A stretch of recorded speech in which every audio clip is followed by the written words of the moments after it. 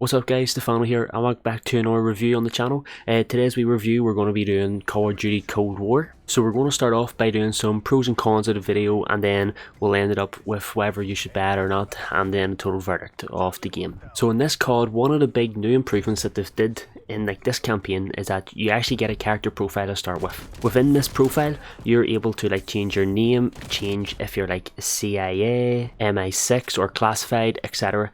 And then once you go into it again, you have different wee options that are basically perks in multiplayer.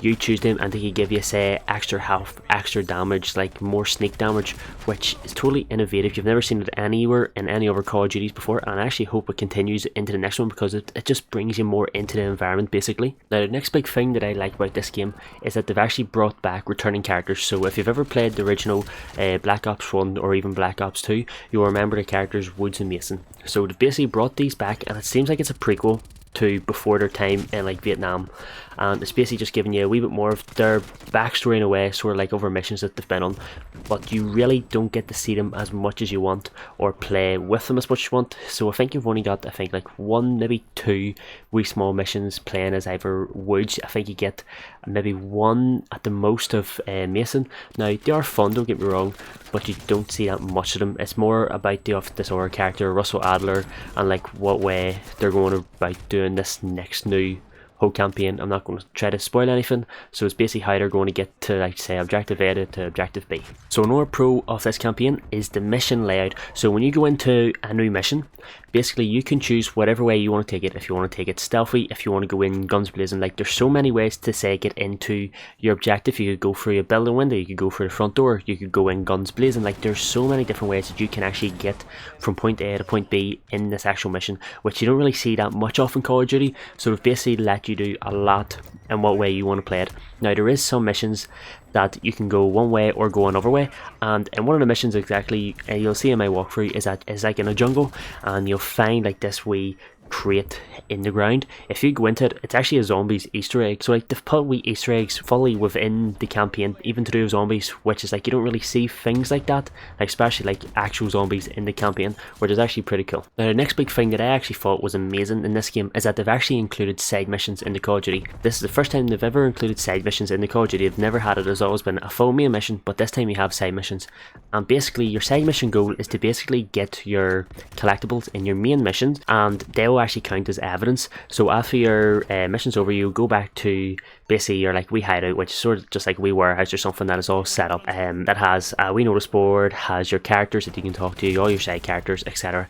When you go to your evidence board, you can actually look at all your wee collectibles, and they'll actually say different things that could help you in your next upcoming mission, which is actually pretty cool and actually makes you want to collect all the collectibles. So that's an amazing wee thing that I've seen them put in, and hopefully they'll carry it through to the next Call of Duties. Now another pro of this game is that there's actually dialogue within the actual game that lets you choose what way you want to proceed with a certain action. So going by the first mission, you get to dangle a guy off the edge, and you have three different options, which is throw him off the edge, shout at him or something, or else pull him back, etc.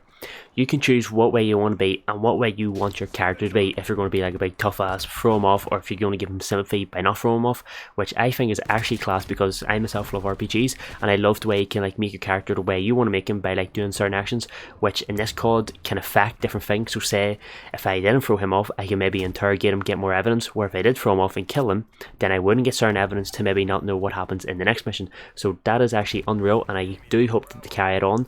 Now the only thing I wish would happen is that maybe you had it more often in the campaign, so it isn't as often as you want it, but it's still nice to see it when it is there. Now this is probably my last main pro of the campaign, which is you have multiple endings. So you have a good guy ending, a bad guy ending, I think you have actually one more ending. I think there's 3 endings in total. It's actually so class the way you can do everything. So a whole lot of new games more recently is that you sort of want more stuff to happen, different endings, etc., which I actually love, because it makes you want to go back and actually play different endings to see, oh, what could have happened this way, what could have happened that way. You sort of see it in the likes of Gears of War, where certain things happen that you can choose a character to live, or choose a different character to live, and that other character dies, etc.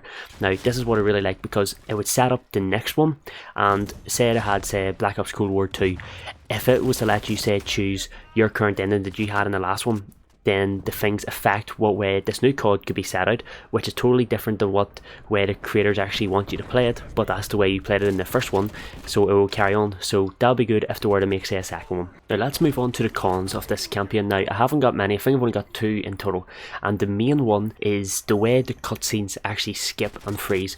Now, when I was playing it, you'll even see through my gameplay that I will hear the talking of the characters, but my cutscene hasn't actually started, or else it would freeze at a certain point, and then all of a sudden it would just very quickly speed up to a certain point, and you've missed like half the cutscene because it's going that fast. It's like, what the hell's happened? So that is something that they need to fix drastically. I don't know if they have it fixed by now, but that is something that a whole lot of people are even saying, and like, how is this not fixed? And I thought it might have just been me with the base console. It wasn't. It was literally on every console, so that will be one of my major cons that did ruin the story a wee bit for me.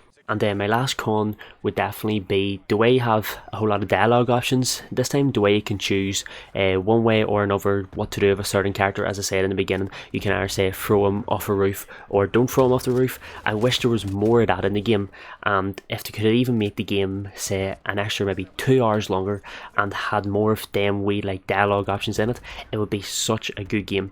Like if you had more options to be like, yeah, I'm definitely going to turn this way, I definitely want to be bad, or want to be good, or want to be such a badass. Like if there was more wee options like that, it would be awesome. Now if I had to give a review for this Call of Duty, I would definitely give it an 8 out of 10.